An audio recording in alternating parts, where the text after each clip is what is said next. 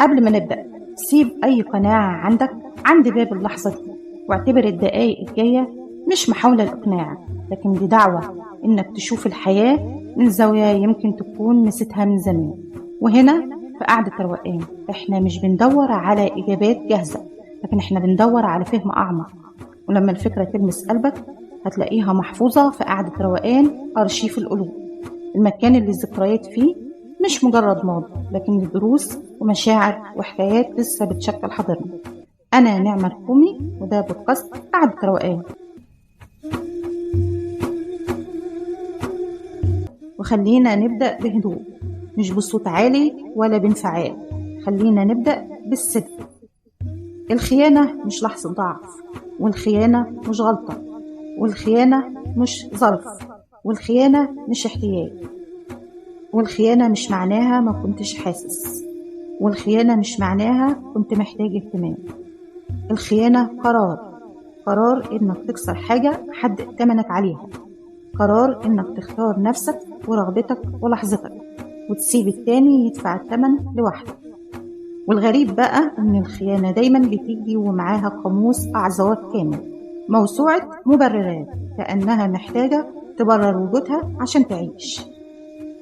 أصل العلاقة كانت بتموت، أصل ما كنتش لاقي نفسي، أصل ما كنتش واخد اهتمام، أصل كنت وحيد، أصل ده مجرد كلام. بس خليني أقولك الحقيقة اللي محدش بيحب يسمعها، ولا مبرر في الدنيا بيخلي الخيانة أقل قبحا. العلاقة اللي كانت بتموت كان ممكن تسيبها، مش تقتلها ببطء. والوحدة مش تصريح للأذى، ونقص الاهتمام مش رخصة للخيانة. والمشاعر اللي جت غصب عنك، المشاعر مش جريمة، لكن الاستسلام ليها مع وجود حد في حياتك ده اختيار.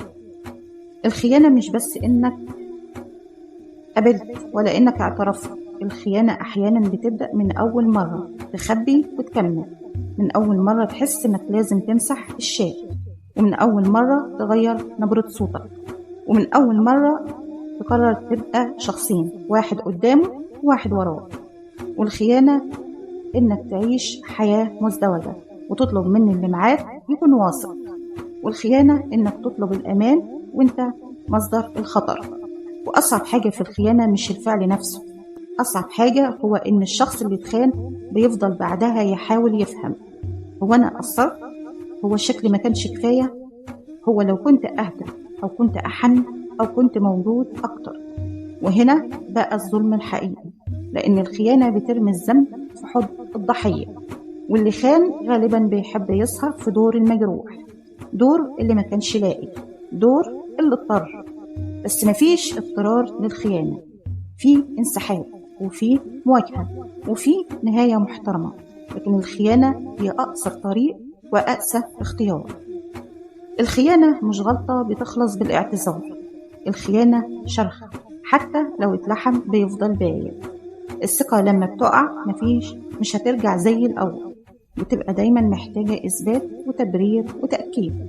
واللي اتخان بيعيش بعدها بنسخة أضعف من نفسه، بيشك ويراقب ويخاف ويتقفل ويتعب من التفكير ويتعب من نفسه.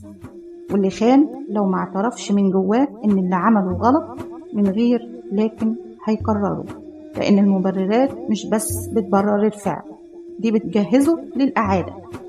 لو فضلنا نقول أصل وبس وظروف هنفضل نعيد نفس الألم ونغير الأشخاص.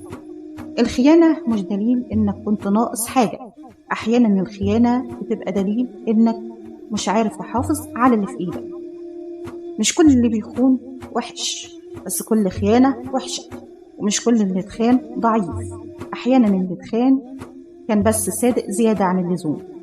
والحقيقة المؤلمة إن الخيانة ما بتحصلش فجأة، بتحصل لما الواحد يقرر ما يحطش حدود، ولما يجي يقول ما كنتش أقصد. أسأله سؤال واحد بس، لو كنت مكانه كنت ترضى؟ الخيانة ما بتتجملش ولا تتفهم ولا تتحول لقصة رومانسية حزينة. الخيانة اسمها خيانة حتى لو اتلفت بورق مشاعر. ولو انت اللي اتخان، خلينا اقول لك حاجة اخيرة، اللي حصل مش مقياس لانت، ولا لشكلك ولا لقلبك. الخيانة بتقول عن اللي خان أكتر ما بتقول عن اللي اتخان. وأحيانا أقسى درس في الحياة إنك تتعلم إن مش كل اللي بيقول بيعرف يعني إيه أمان. دي كانت قعدتنا النهاردة، ولو الكلام لمس حتة وجعتك افتكر إن الوجع مش ضعف. الضعف الحقيقي إننا نكمل نبرر اللي كسرنا.